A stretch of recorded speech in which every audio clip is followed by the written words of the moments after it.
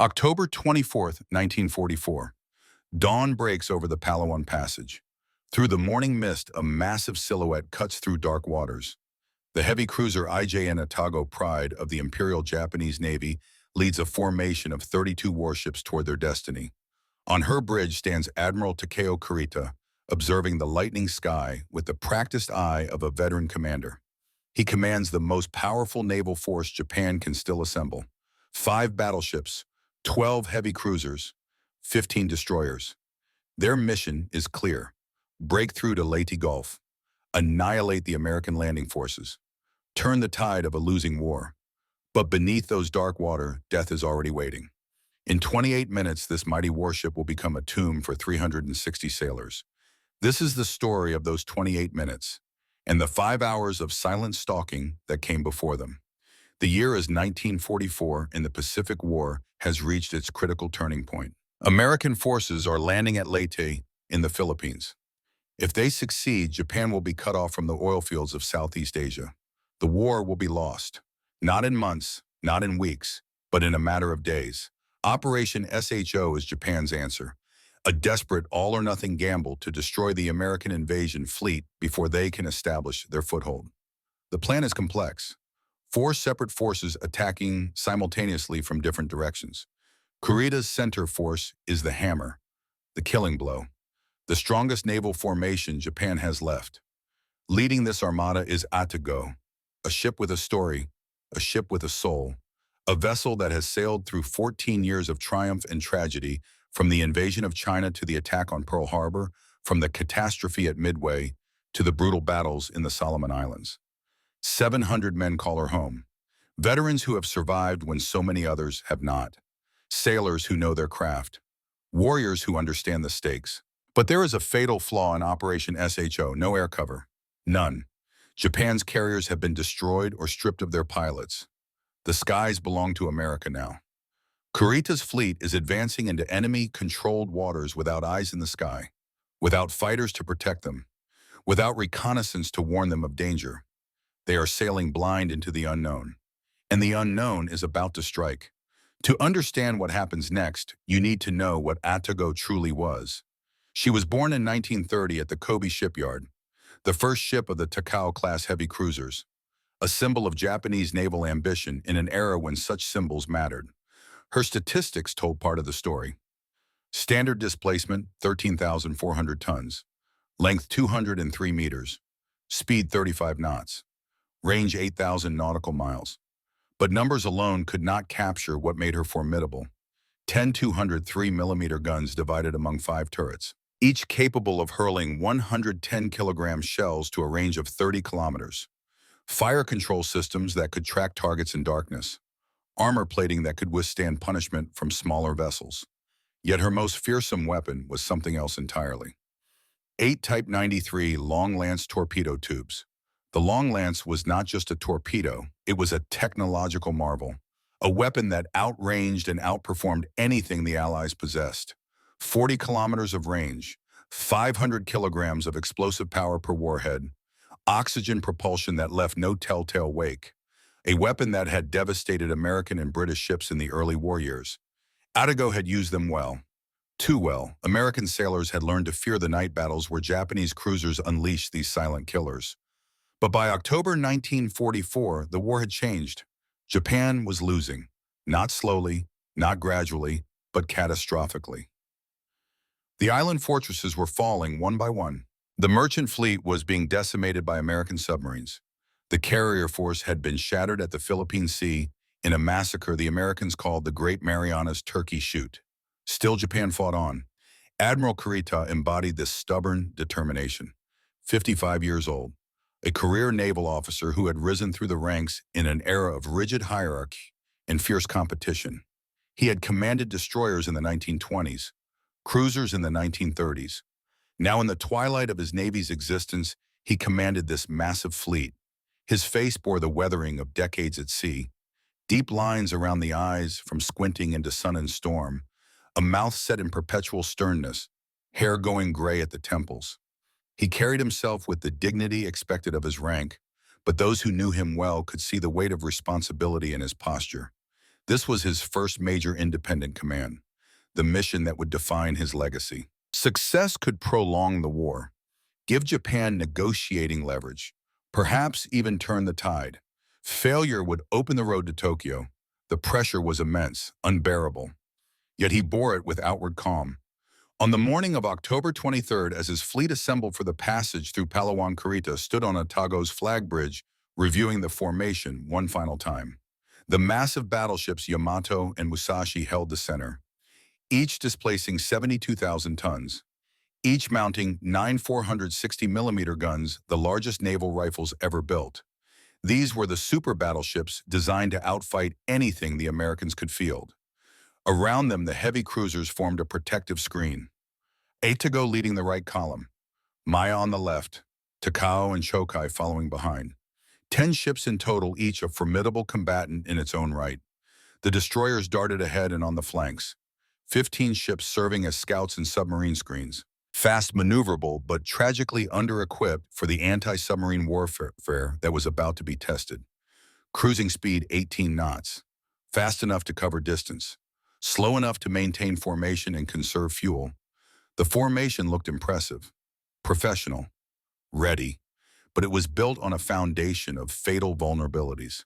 No aircraft carriers sailed with them. No float planes scouted ahead. No combat air patrol circled overhead. The fleet relied on visual lookouts and primitive radar systems that were years behind American technology. And in anti-submarine warfare, they were catastrophically unprepared. Japanese sonar was outdated. The training was inadequate. The doctrine emphasized surface combat, not the patient, methodical hunting of submarines. Destroyers lacked sufficient depth charges. Crews lacked practice in coordinated anti-submarine sweeps. The Americans knew this. They had been exploiting it for years. At midnight on October 24th, Kurita's fleet entered the Palawan Passage, a narrow corridor of water between Borneo and the Philippine archipelago, a natural choke point, a perfect place for an ambush. The night was quiet, too quiet. On Atago's bridge, officers maintained their watches in disciplined silence. The only sounds were the steady thrum of engines, the gentle wash of bow wave, the occasional murmur of status reports. Kurita gazed out at the dark sea. Moonlight glinted off the water. The silhouettes of his other ships moved like shadows through the night. Everything appeared normal, peaceful even. He did not know that two hunters were already watching. 30,000 yards away beneath the surface, USS Darter was tracking them. Commander David McClintock stood in the cramped control room of his submarine, watching the radar screen with intense focus. The bright dots appeared clearly, not one or two contacts, not a small convoy, an entire fleet. McClintock was 32 years old, young for a submarine commander, but this was a young man's war. He had graduated from the Naval Academy in 1935, served on surface ships initially, then volunteered for submarine duty when war came. He had been hunting in these waters for months. Long patrols, endless waiting, brief moments of terrifying action. It was a different kind of warfare than the surface Navy knew. Silent, patient, ruthless. The Gato-class submarines like Darter were remarkable machines, 311 feet long. Diesel-electric propulsion allowing them to stay submerged for extended periods. 10 torpedo tubes, 6 forward and 4 aft. A crew of 80 men living in impossibly cramped conditions for patrols that could last 2 months.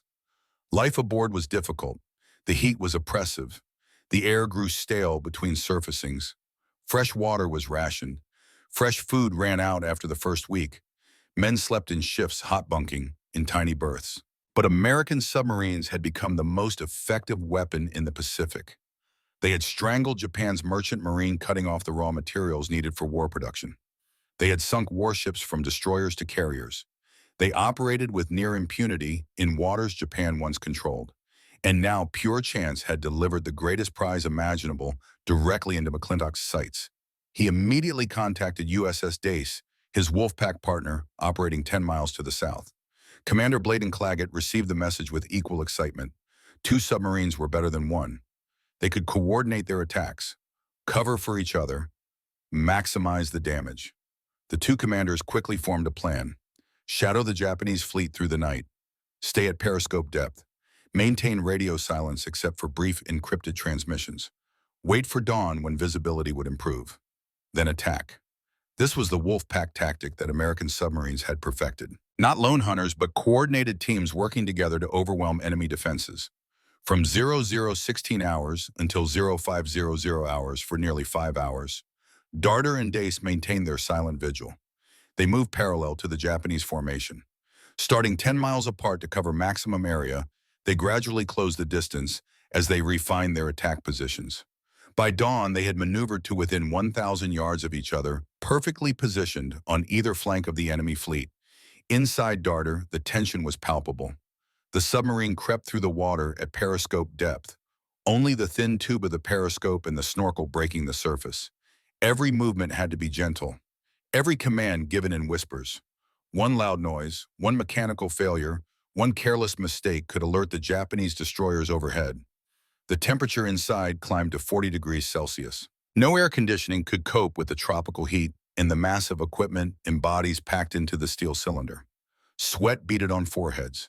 Shirts became soaked. The air grew thick and hard to breathe. But no one complained.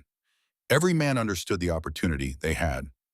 McClintock stood at the periscope for hours, only occasionally yielding it to his executive officer. Through the eyepiece, he watched the Japanese fleet, counted the ships, identified their types, calculated their course and speed, range 12,000 yards, target speed 18 knots, course 070 degrees. The numbers ran through his mind constantly. He was calculating the perfect attack position. The firing angle had to be precise, distance close enough that torpedoes would not miss, far enough to allow time to dive after launching. This was not random shooting. This was mathematics, physics, cold calculation married to years of training. Yet there was something the Japanese could not detect. Their sonar systems, primitive compared to American technology, could barely distinguish submarines from schools of fish or thermal layers in the water. Their lookouts, trained primarily for surface threats, rarely looked down at the subtle disturbances a periscope might create. And their doctrine, focused on aggressive surface action, left them vulnerable to the patient stalking tactics American submarines employed. The Mark 14 torpedoes loaded in Darter's tubes represented the culmination of years of painful development. Early in the war, they had been plagued with problems: faulty depth control, defective magnetic exploders, weak firing pins. American submarine crews had watched in anguish as torpedoes passed harmlessly beneath targets or struck without detonating. But by late 1944, most issues had been resolved. The Mark 14 was now reliable, deadly. Each torpedo carried 300 kilograms of Torpex explosive, more powerful than TNT, enough to crack the hull of any ship afloat. McClintock had 6 of them loaded in his forward tubes, 6 chances to strike a devastating blow. As the hours crawled past, he refined his plan. His target was clear: the large cruiser leading the right column, the one with the distinctive pagoda bridge structure. He did not know it was Atago, did not know Admiral Kurita stood on that bridge, did not know this was the flagship of the entire operation. He simply knew it was a priority target, and he intended to sink it. At 4:30, the eastern sky began to lighten. Dawn was approaching. McClintock gave the order: battle stations, load all 6 forward torpedo tubes. Throughout the submarine, men moved to their positions with practiced efficiency. In the torpedo room, sailors performed final checks on the Mark 14S, verifying the gyro settings, confirming the depth controls, ensuring the contact exploders were armed. Torpedo man, second class James Hartley, 23 years old, from Nebraska, ran his hand along the smooth metal skin of torpedo number 3. He had loaded and maintained these weapons for 18 months, had seen them fail in the early days, had celebrated when the fixes finally worked. Now, preparing them for what might be the most important shot of the war, he whispered a quiet prayer. Not for himself, for the weapon, that it would run true, strike hard, do its job. These torpedoes had to work, had to strike true, had to detonate. There would be no second chance. At 0500, McClintock began his final approach. He guided Darter silently across the projected path of the Japanese fleet. This was the most dangerous maneuver, the most audacious. He was positioning his submarine directly in front of the oncoming armada, letting them sail straight toward him. It was the attack technique that promised maximum accuracy. It was also the technique that offered the least room for error. One sonar contact, one alert lookout, one change in the Japanese formation. Any of these could turn Hunter into hunted in seconds. But McClintock had faith in his crew, faith in his boat, faith in his calculations. At 0515, position was perfect. Darter lay nearly motionless at periscope depth, bow pointing north, perpendicular to the Japanese fleet's heading. The setup was textbook, the kind of shot submarine commanders dreamed about. McClintock pressed his eye to the periscope one final time. Through the lens, dawn light illuminated Atago advancing directly toward him. The ship's lines were clearly visible now. Tall pagoda bridge, imposing gun turrets, radar antennas slowly rotating, battle flags flying. She was beautiful in the way warships could be beautiful. Purpose and power made manifest in steel. In moments she would be dying. Range 1,500 yards, 1,400, 1,300. Too close. Torpedoes might not arm in time. 1,200, 1,100, 1,000. Too far. Accuracy would decrease. 980 yards. Perfect. The moment stretched. Time seemed to slow. McClintock could hear his own heartbeat, could feel the weight of decision, could sense his entire crew holding their breath. Everything they had trained for, everything they had endured, every day of every patrol, every moment of waiting and watching and hunting. It all came down to this one instant, this one command. He took a breath and gave the order that would change everything. Fire. The word echoed through the submarine like a gunshot. Fire. The torpedo officer's hand moved to the firing panel. 6 switches in sequence, each one connected to a tube, each tube containing 1,500 kilograms of steel and explosive purpose. The first switch closed, a surge of compressed air, a mechanical clunk that resonated through the hull. The submarine shuddered slightly as the first Mark 14 torpedo ejected from tube number 1. 3 seconds. Switch 2. Another surge. Another shudder. 3 seconds. Switch 3. The timing had to be precise. Too fast and the torpedoes might interfere with each other. Too slow and the target might maneuver out of position. 3 seconds between launches was the mathematical optimum, the product of countless calculations and combat experience. Switch 4. Switch we. Switch 6. In 18 seconds, 6 torpedoes were running hot and true toward their target. Each weapon measured 21 feet in length. Each weighed 3,200 pounds. Each was powered by a steam turbine driven by alcohol and compressed air, pushing it through the water at 46 knots, nearly 85 kilometers per hour. Running time to target 62 seconds. McClintock kept his eye pressed to the periscope, watching, counting. His lips moved silently with the numbers. 1, 2, 3. The torpedoes left no visible wake. They ran at a depth of 3 meters, just below the surface, invisible to lookouts above. Silent death approaching at terrifying speed. 10, 11, 12. In the control room, every man stood frozen. Nobody spoke. Nobody moved. The only sound was the quiet hum of electric motors and the gentle creaking of the submarine's hull under pressure. 20, 21, 22. This was the eternal agony of submarine warfare. The waiting. After the torpedoes left the tubes, there was nothing more to do. No way to guide them. No way to correct their course. They were committed, running on gyroscopes and preset depth controls toward a target that was still moving, still unaware, still alive. 30, 31, 32. McClintock's hands gripped the periscope handles with white-knuckle intensity. Through the lens, he could see Atago clearly now. Morning sunlight gleamed on her gray paint. Her bow wave pushed white foam to either side. Men moved on her decks, tiny figures going about their morning routines. 40, 41, 42. Did any of them sense what was coming? Did any lookout's eye catch a hint of movement in the water? Did any sonar operator hear the faint whine of torpedo propulsion? Number Atago sailed on serene and unsuspecting. 50, 51, 50-2. 10 seconds remaining. The torpedoes were covering the final distance, racing through the dark water, closing on their target with mechanical precision. 57, 58, 59. McClintock held his breath. 60. 61. Impact. At precisely 5:32 hours on the morning of October 24th, 1944, the first torpedo struck IJN Atago on her starboard side. The explosion was cataclysmic. 300 kilograms of torpex detonated against the hull plating directly adjacent to engine room number 1. The blast created a pressure wave that radiated outward at supersonic speed. Water molecules compressed to densities they were never meant to achieve. Steel buckled and tore like paper. The hull ruptured. A hole 4 meters across appeared instantaneously where solid metal had been moments before.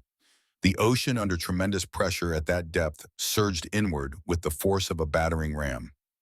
Engine room number 1 was a cathedral of machinery.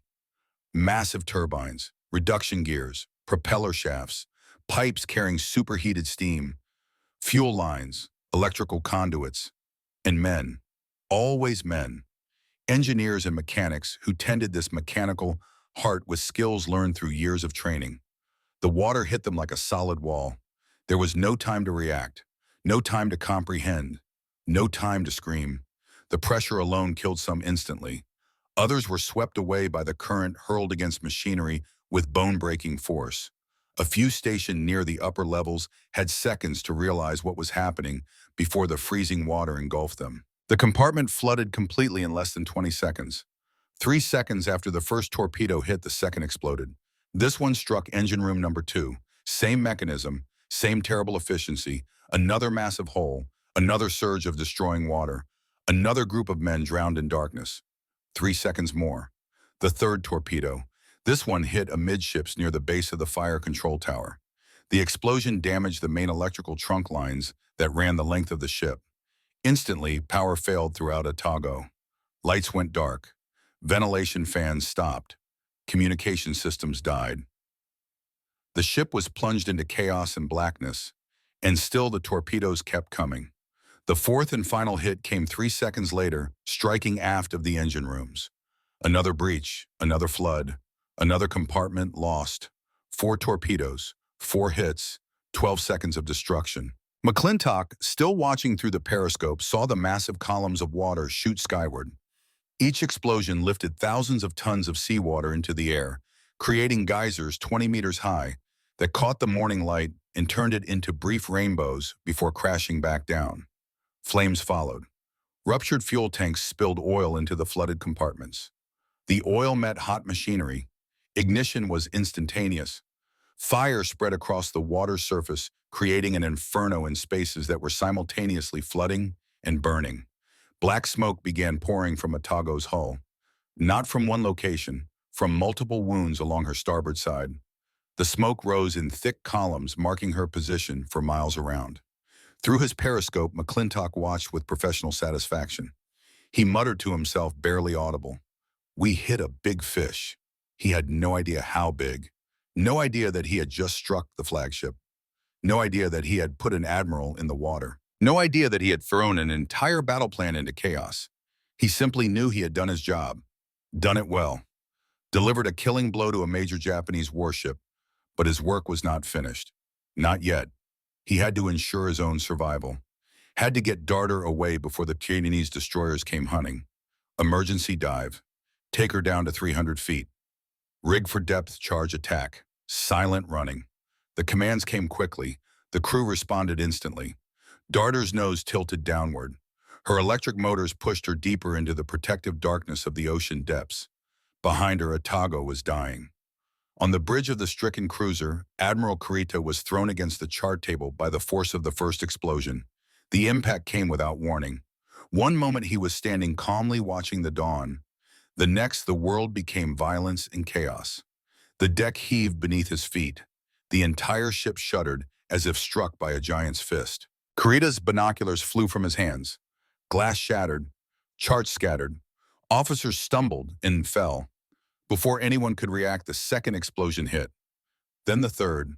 Then the fourth. The lights went out. Total darkness enveloped the bridge. In the sudden blackness, men shouted in confusion and fear. Some tried to reach emergency stations by memory. Others froze disoriented by the loss of vision. Emergency lighting flickered on and after what felt like an eternity but was actually only 15 seconds. The dim red glow revealed a scene of confusion. Kurita pulled himself upright. His first instinct was command. His first word was action. Damage report. Emergency maneuver. All stations report. But the communication system was dead. The electrical power that carried voices through speaking tubes and intercom systems had failed. The bridge was isolated, cut off from the rest of the ship. Staff officers rushed to send runners below, but the passageways were dark, filled with smoke, and already the list was becoming apparent. Atago was tilting to starboard, the side that had been struck, the side where tons of water were flooding in through multiple breaches. Captain Araki Tsutao Atago's commanding officer appeared beside Kurita. His face was grim. He was a career naval officer with 25 years of experience. He had commanded destroyers in the China War, had survived the brutal surface actions off Guadalcanal. He knew ships, knew their tolerances, knew when they could be saved and when they were doomed. He assessed the situation with ruthless speed. 4 torpedo hits, all on the starboard side, all below the waterline. Main engineering spaces flooded. No power, no pumps, no way to control the flooding. List already at 10 degrees and increasing. The ship could not be saved. His voice was steady when he spoke. Professional, accepting of the inevitable. Admiral, I recommend we prepare to abandon ship. Kurita's jaw tightened. To abandon his flagship. To lose his command center. To be cast into the water like a common sailor. It was unthinkable. But he was also a realist. He trusted his captain's judgment, and he could feel the deck tilting further beneath his feet with each passing second. How long do we have? Captain Araki paused, calculated, drew on decades of experience with damaged ships. 20 minutes, perhaps less. The flooding is too extensive. The list will continue to increase until she capsizes. 20 minutes to evacuate 700 men from a dying ship in the middle of a battle zone. Kurita felt the weight of that number. 700 lives, 700 families, 700 stories that might end in the next few minutes. He had commanded men before, had sent them into danger, had written letters to families of those who did not return. But this was different. This was his flagship, his responsibility, his command. For a moment, emotion threatened to overwhelm him. But he pushed it down, buried it beneath layers of discipline and duty. There would be time for grief later. If he survived, if any of them survived, it was not enough time, but it was all they had. Issue the abandoned ship order, all hands to muster stations, get the wounded topside, launch all boats.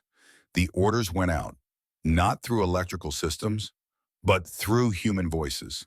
Officers and petty officers moving through the darkened ship, shouting instructions, guiding men toward exits, fighting against panic and chaos. Below decks, the situation was far worse than those on the bridge could imagine. In the flooded compartments, death had been instant, but in the adjacent spaces, men struggled against rising water and failing light.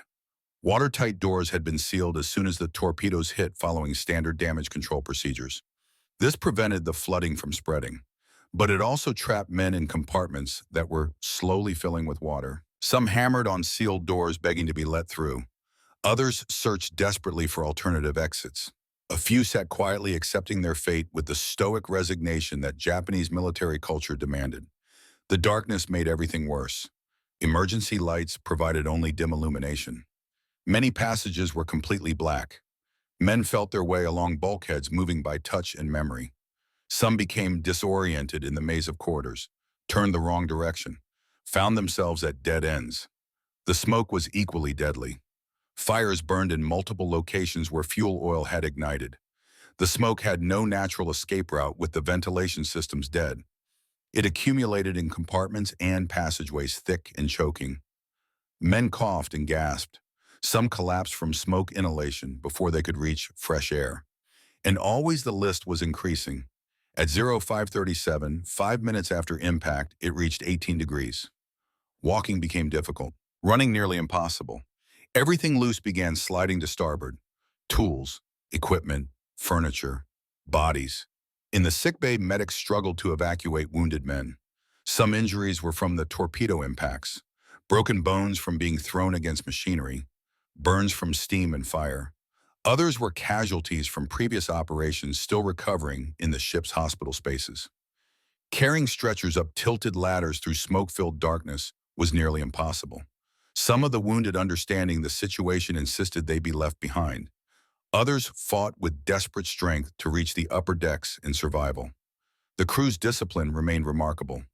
Despite the chaos, despite the terror, despite knowing they were on a sinking ship, most men continued to follow procedures and obey orders.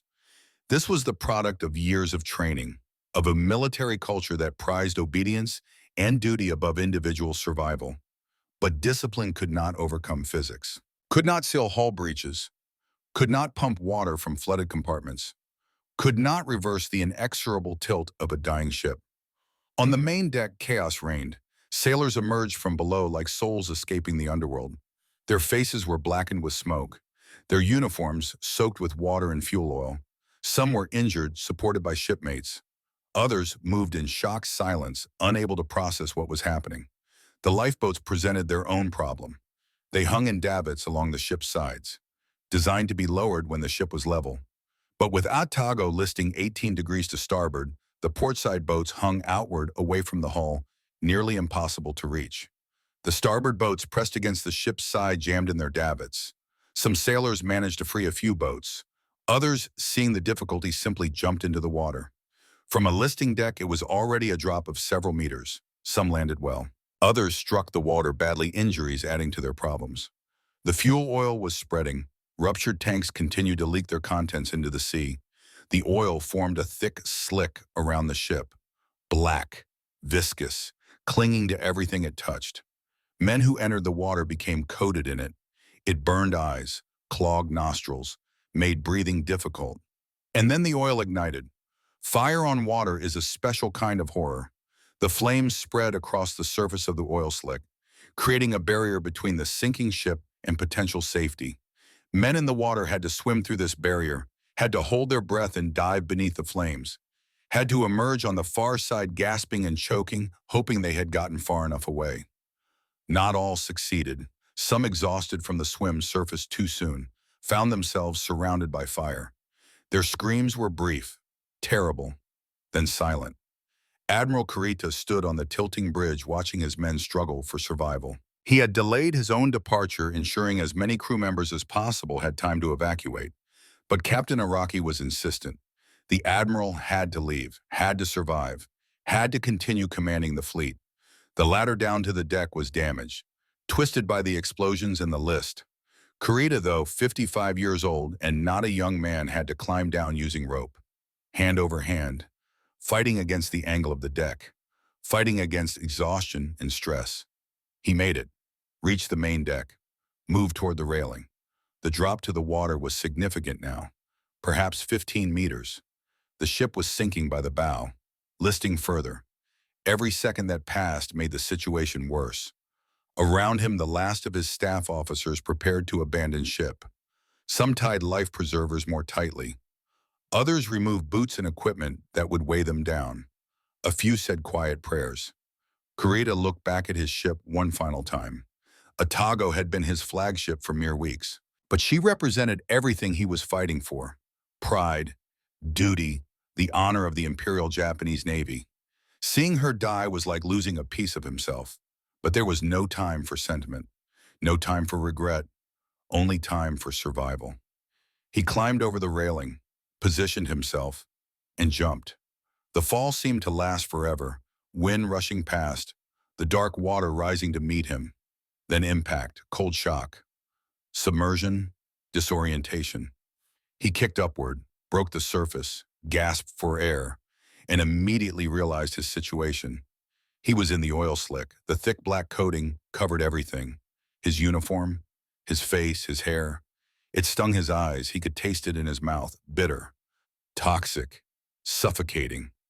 Around him, hundreds of other men struggled in the same conditions. Some called out for help. Others swam with determined silence. The strongest tried to help the weak. The injured simply tried to keep their heads above water. Flames burned in patches across the slick, creating zones that had to be avoided, dividing the survivors into groups, making organized rescue more difficult. The destroyer Kishinami had broken formation immediately after the torpedo struck. Her captain understood the situation instantly. His orders were clear: rescue as many as possible. But do it quickly. American submarines were still out there. Staying in one place too long meant becoming a target himself. Kishinami approached as close as she dared. Too close and she might suck survivors into her propellers. Too far and men lacked the strength to reach her. It was a delicate balance, a terrible calculation. Nets were thrown over the side. Lines were tossed into the water. Sailors on Kishinami's deck reached down, hauling up oil-slicked survivors one by one. It was exhausting work. Each man weighed far more, coated in water and oil. The nets were slippery. The rescued were often too weak to climb without help. Kurita was among those pulled aboard. Strong hands grabbed his arms, hauled him up the net, deposited him on the destroyer's deck like a landed fish. He lay there for a moment, gasping, coughing up seawater and oil. Then training and duty reasserted themselves. He stood, demanded a status report, asked about other survivors, insisted on knowing the fleet's position and status. Even drenched and exhausted, covered in oil, having just lost his flagship, Admiral Kurita was still in command. While Atago was dying and her survivors struggled in the water, another tragedy was unfolding 3 kilometers away. USS Dace, the second submarine in the Wolf Pack, had used the confusion following Darter's attack to maneuver into her own firing position. Commander Bladen Claggett had watched Darter's spectacular success with admiration and envy. 4 hits on a major warship. It was every submarine commander's dream. But the Japanese fleet had other targets, other cruisers sailing in formation, other opportunities for glory. Claggett had chosen his prey, the heavy cruiser Maya, sister ship to Atago, leading the left column of the formation, identical in most respects to the flagship. Same displacement, same armament, same vulnerabilities. As chaos erupted around Atago with destroyers rushing to assist and the formation breaking apart, Maya had maintained course. Her captain was disciplined, professional. He understood that breaking formation in a submarine attack could be more dangerous than holding steady, that random maneuvers made collisions more likely, that the best defense was to maintain speed and hope the screening destroyers could find and destroy the attacker. It was the correct tactical decision, but it gave Dace her opportunity. At 0554, while Atago was listing 45 degrees and beginning her final plunge, Dace fired 6 torpedoes at Maya. The range was slightly greater than Darter's attack, the angle less perfect. But Claggett was an experienced commander. His calculations were sound. His torpedo crew was efficient. The weapons ran true. At 0556, 4 of the 6 torpedoes struck Maya along her starboard side. The damage pattern was similar to Atago. Multiple hits below the waterline, flooding in the engine spaces, loss of power, immediate list to starboard. But there was one crucial difference. One of the torpedoes struck directly beneath Maya's aft main gun magazine. A magazine is where a warship stores her shells, hundreds of projectiles, each weighing over 100 kilograms, each filled with explosive, all stored together in a confined space protected by armor plate to prevent exactly what was about to happen. The torpedo's warhead detonated. The explosion breached the magazine's armor. And then the shells inside began to explode. Not one at a time, all together, a chain reaction of devastating power. Hundreds of tons of high explosive detonating simultaneously in the heart of the ship. The blast tore Maya apart. Her entire stern section simply disintegrated, vanished in a column of flame and smoke that rose hundreds of meters into the air. The shock wave radiated outward, could be felt aboard ships kilometers away. The sound was like thunder, like an artillery barrage, like the end of the world. The forward section of the ship, suddenly freed from the weight of the stern, bobbed upward briefly, almost seemed to leap from the water, then settled back down. Already flooding, already sinking. At 6:06, just 10 minutes after being struck, Maya disappeared beneath the surface. There was no time to abandon ship, no time for organized evacuation, no time for most of the crew to even reach the upper decks. Of the 700 men aboard, only 336 survived. Those who had been topside when the torpedoes hit, those lucky enough to be thrown clear by the explosion, those who happened to be in positions where they could escape immediately. 364 died, drowned in the flooded compartments, incinerated in the magazine explosion, crushed by collapsing structure, lost in the chaos and darkness. The destroyers rushed to pick up survivors, but there were so few, and those who were rescued bore terrible injuries. Burns, broken bones, psychological trauma from witnessing such sudden total destruction. In 12 minutes, the Imperial Japanese Navy had lost 2 heavy cruisers to submarine attack. Over 700 men killed, 20% of the cruiser force strength eliminated, and the fleet had not yet reached its objective, had not yet engaged the American surface forces, had not yet even sighted the enemy. Operation SHO was already faltering, already bleeding, already dying. And Kurita, standing on Kishinami's deck watching the smoke rise from where Maya had been, had to decide whether to continue or retreat. Back aboard USS Darter, Commander McClintock was not finished. After firing his 6 torpedoes at Atago, he had taken his submarine deep, standard procedure after an attack. Dive quickly, evade the inevitable counterattack, escape before the destroyers arrive with their depth charges. But as Darter descended into the protective darkness, McClintock reviewed his firing solution one more time. 6 torpedoes launched, 4 definite hits heard and timed. The target was certainly damaged, probably sinking, but 2 torpedoes had missed. This bothered him. Not out of perfectionism, though McClintock was certainly that, but because those 2 weapons were still running, still armed, still dangerous. And the Japanese fleet formation meant they might find targets even if they missed their primary aim. Torpedo running time to complete fuel exhaustion was approximately 15 minutes at combat speed. The weapons would continue until their propellant was spent. Then they would sink harmlessly to the ocean floor, unless they hit something first. The mathematics were inexorable. The torpedoes had been aimed at Atago, leading the right column. They had passed ahead of her bow, missing by perhaps 50 meters. Narrow misses by submarine standards, but misses nonetheless. The geometry of the fleet formation meant those torpedoes would continue on their track, running directly into the path of the ships, following behind Atago in column. The heavy cruiser Takao was third in line, following perhaps 1,000 meters behind the flagship, maintaining formation discipline even as chaos erupted ahead. At 5:34, just 2 minutes after the attack on Atago, the 2 wayward torpedoes found their unintended target. Both struck Takao at her stern. The propeller shafts took the direct impact. Massive bronze screws, each weighing several tons, were torn from their mountings. The rudder, the ship's steering mechanism, was blown completely away. The damage was catastrophic to Takao's mobility, but not immediately fatal to the ship herself. The hull remained intact forward of the engineering spaces. The main machinery was undamaged. The magazines did not detonate, but Takao could not maneuver, could not steer. Her propellers were destroyed. She wallowed in the water like a crippled whale, turning in slow circles, unable to control her heading. Her captain made the only decision possible. The ship could not continue the operation, could not fight, could not even navigate properly. She would have to return to base, slowly, escorted by destroyers, hoping no more submarines found her on the long voyage back. 3 cruisers, 3 of Japan's most powerful warships, eliminated in less than 5 minutes by an invisible enemy. The mathematics of naval warfare had shifted decisively against Kurita's fleet before they had even reached the combat zone. While Maya exploded and Takao limped away, Atago continued her slower but equally inevitable descent toward death. The list had reached 30 degrees by 0550. The ship was no longer recognizable as a vessel designed to float. She lay on her side like a dying animal. Her port side rose high out of the water. Her starboard side was completely submerged.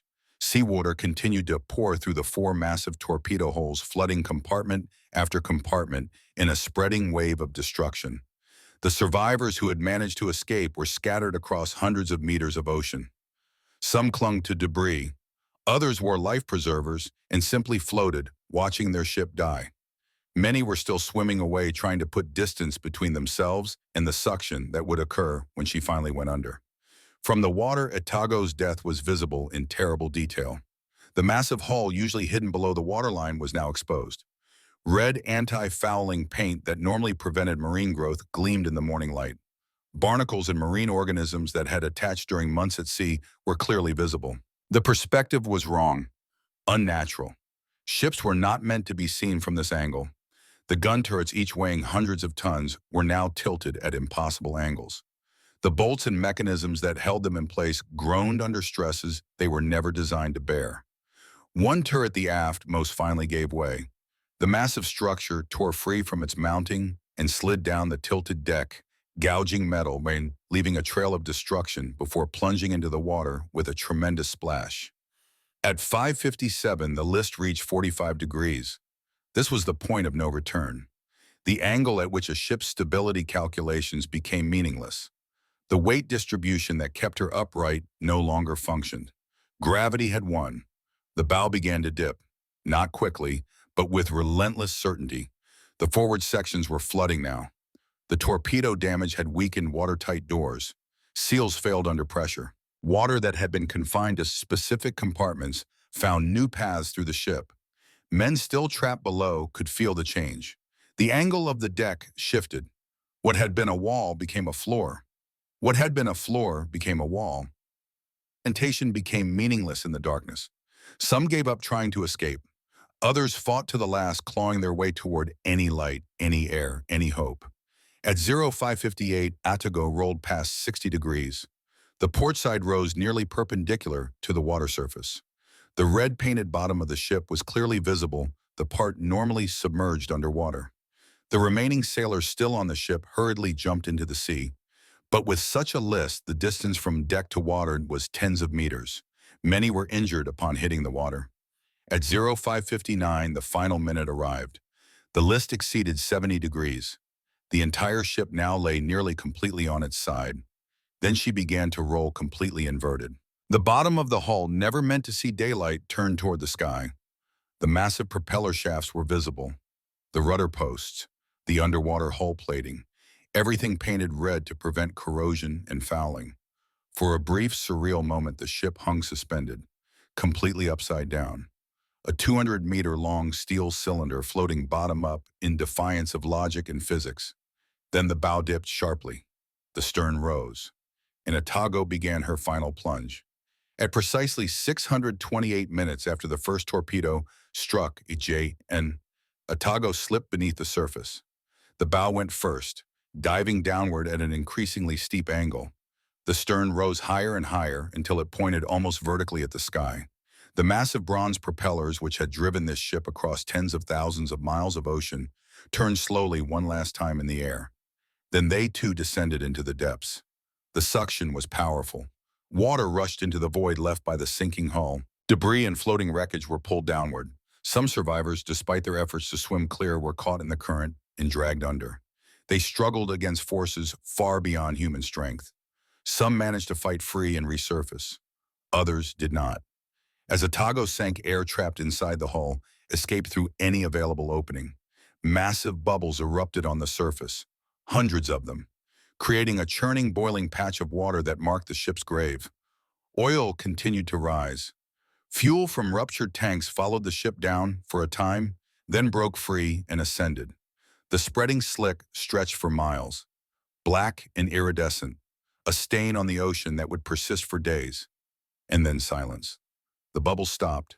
The churning ceased. The surface calmed. Debris floated peacefully. Survivors clung to wreckage or swam slowly toward rescue ships. Atago was gone, descending through the abyss, falling through darkness. Her hull imploding as water pressure increased beyond what the steel could withstand. Compartments crushing, machinery collapsing, everything that had been carefully designed and constructed reduced to twisted metal.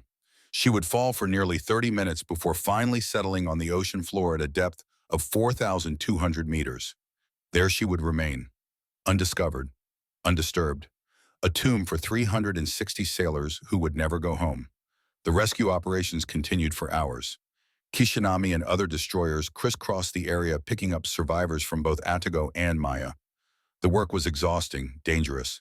Every minute spent stationary made the destroyers targets themselves.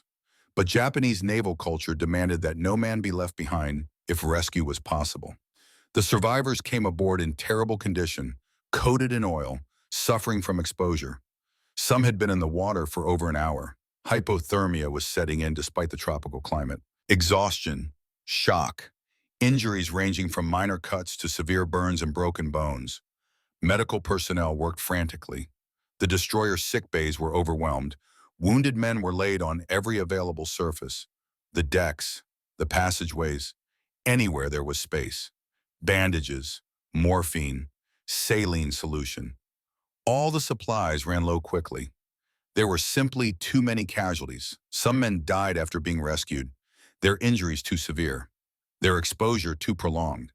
They had survived the sinking only to die aboard the rescue ships. Their bodies were committed to the sea with brief prayers. There was no time for proper ceremonies. The fleet had to keep moving. Among the survivors was Chief Petty Officer Yamamoto Kenji, age 28, a veteran sailor who had served aboard Atago since 1940. He had been in the forward fire control station when the torpedoes struck.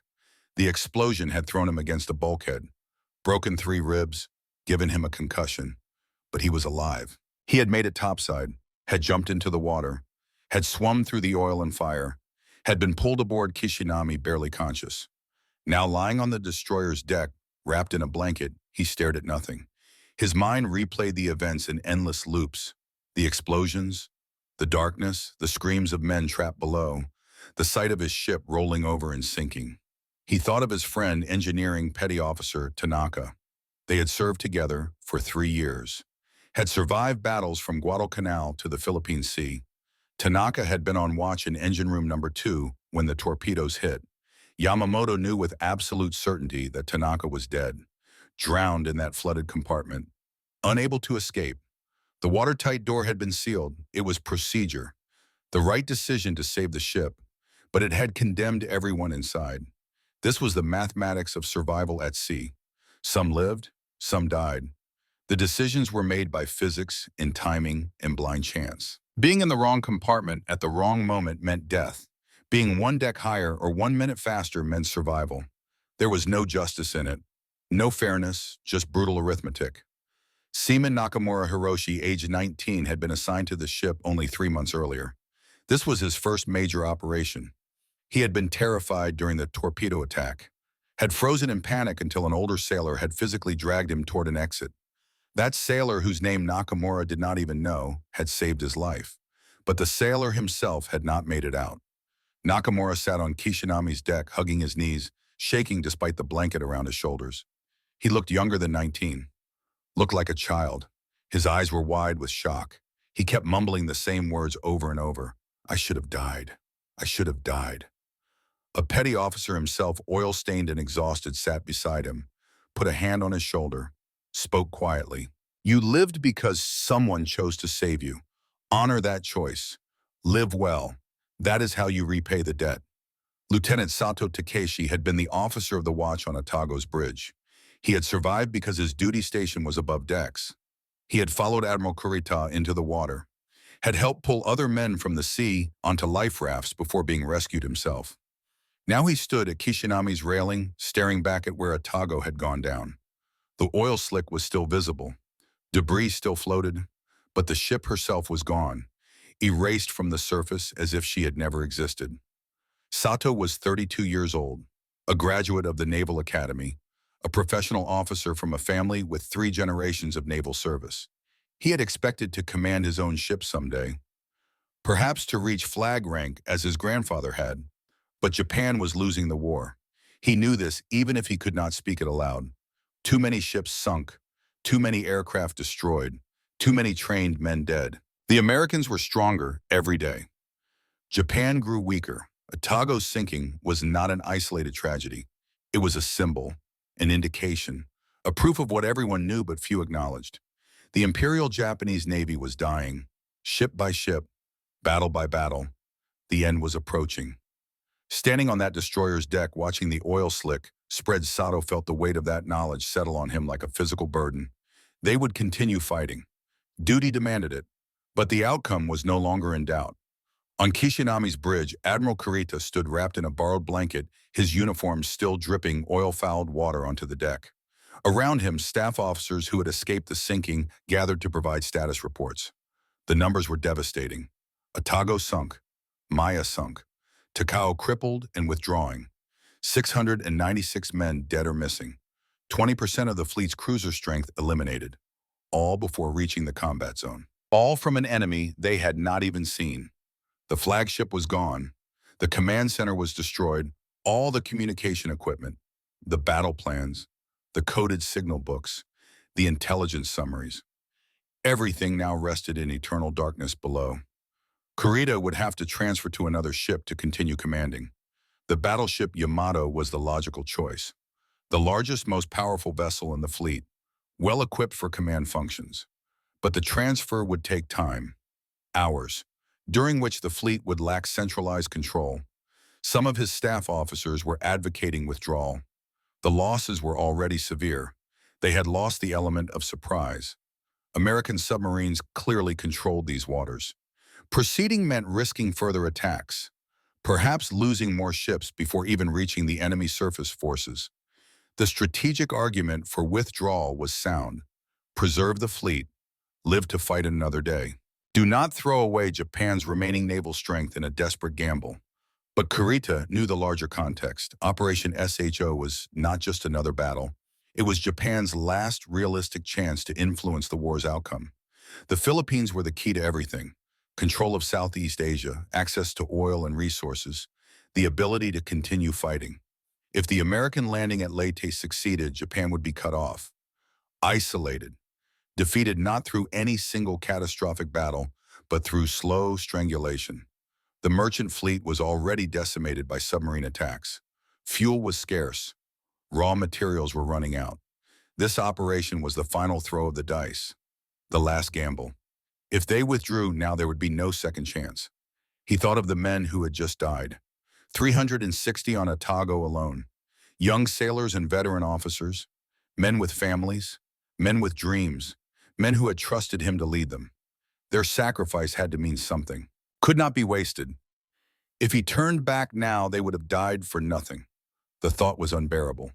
Kurita looked out at his remaining ships, the massive battleships Yamato and Musashi still undamaged, the battleships Nagato Kongo and Haruna, 8 heavy cruisers remaining, 15 destroyers.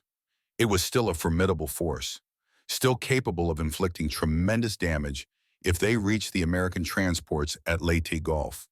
The mission was unchanged. Break through, attack the landing forces, sink as many transport and supply ships as possible, force the Americans to withdraw, or at least delay their advance. Lives had been lost, ships had been sunk, but the objective remained valid. The need remained urgent. Kurita made his decision. The fleet would continue. They would proceed through the Sibuyan Sea. They would navigate the San Bernardino Strait. They would reach Leyte Gulf, or they would die trying. He gave the orders. Transfer the command staff to Yamato. Reform the fleet.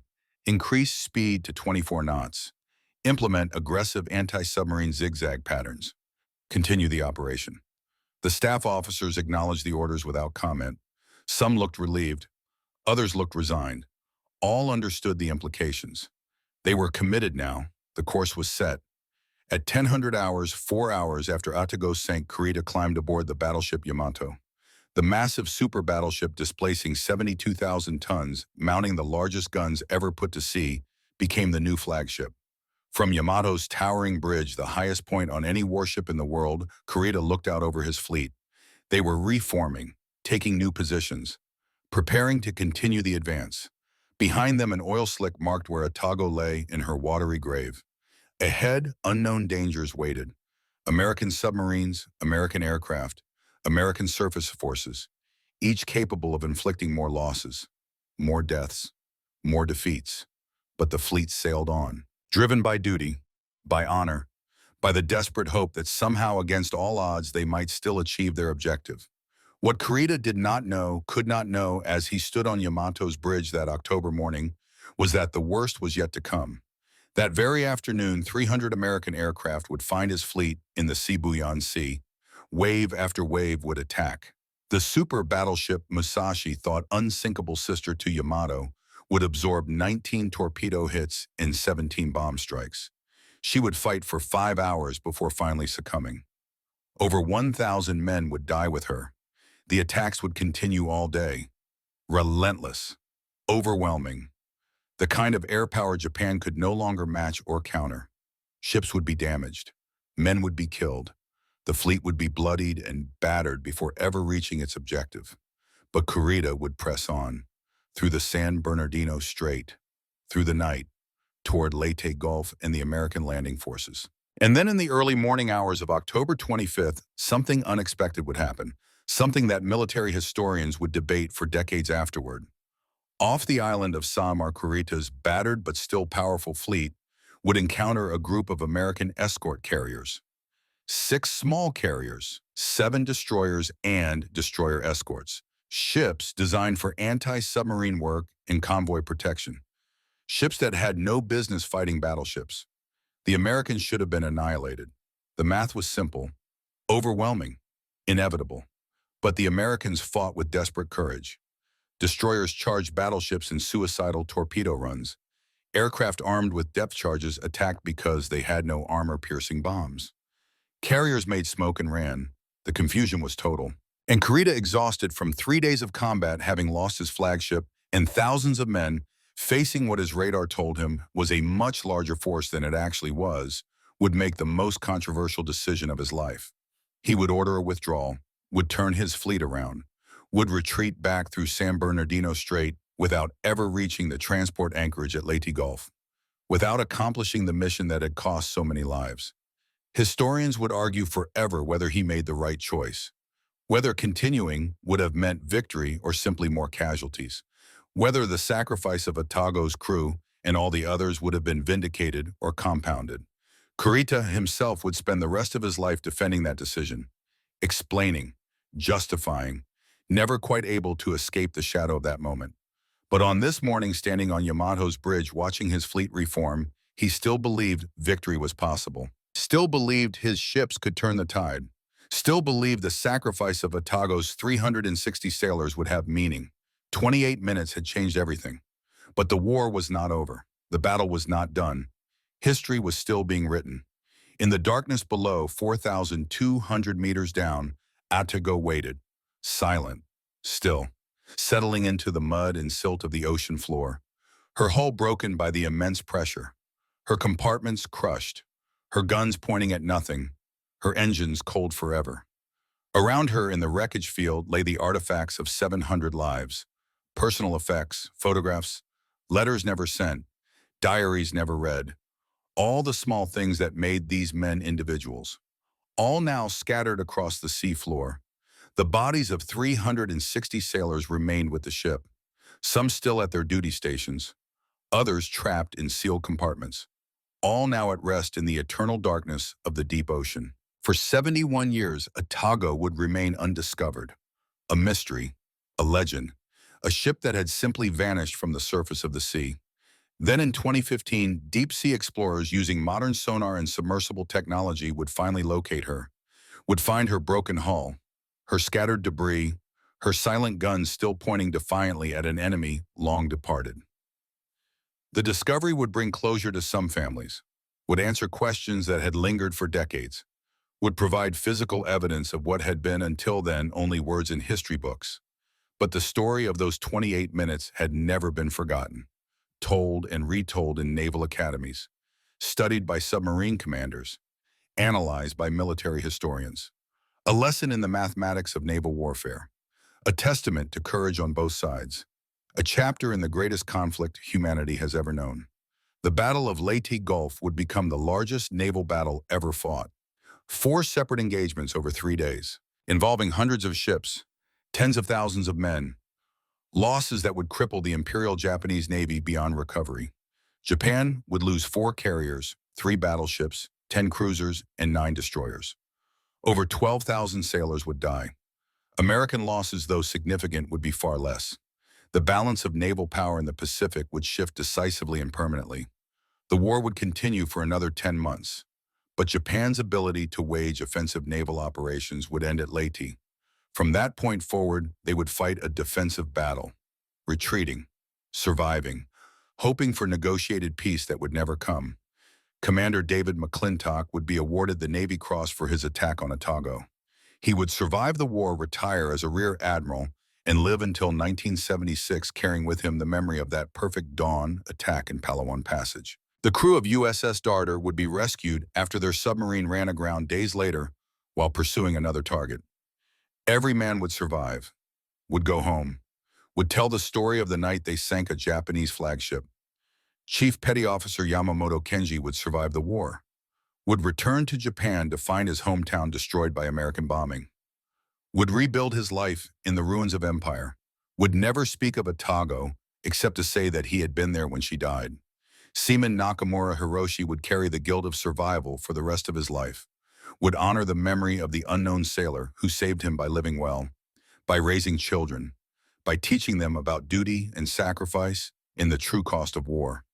Lieutenant Sato Takeshi would be reassigned to shore duty, would witness the final collapse of Japanese naval power, would serve in the post-war maritime self-defense force, helping to rebuild what had been destroyed. Admiral Takeo Kurita would live until 1977, haunted by the decisions made in October 1944, by the lives lost, by the mission uncompleted, by the question of whether he could have done more, should have done more, might have changed history if he had made different choices. This is the story of IJN Atago, of 28 minutes that changed a battle, of 700 men who sailed into history, of 360 who never came home. It is a story of courage and tragedy, of duty and sacrifice, of the mathematics of war where human lives become numbers in strategic calculations, where the bravest can fall in moments, where fate turns on timing and chance in the cold physics of explosive force against steel. It is a reminder that every ship is more than metal and machinery, that every casualty is more than a statistic, that behind every naval engagement are individual stories of fear and hope of survival and loss of men doing their duty in the face of terrible danger. The Pacific War was fought by millions, but it was experienced by individuals, each with a name, each with a story, each with people who loved them and mourned them and remembered them. This was the day IJN Atago died. This was how 360 sailors met eternity. This was the beginning of the end for the Imperial Japanese Navy. 28 minutes, from glory to grave, from pride to perdition, from life to legend, from the moment the first torpedo struck at 5:32 until the final plunge beneath the waves at 6 o'clock. 28 minutes that would be studied, remembered, and honored by those who understand the true cost of war at sea. In the darkness of the abyss, Atago rested still, a monument to courage, a tomb for heroes, a reminder that in war even the mightiest fall, and the ocean keeps its secrets forever.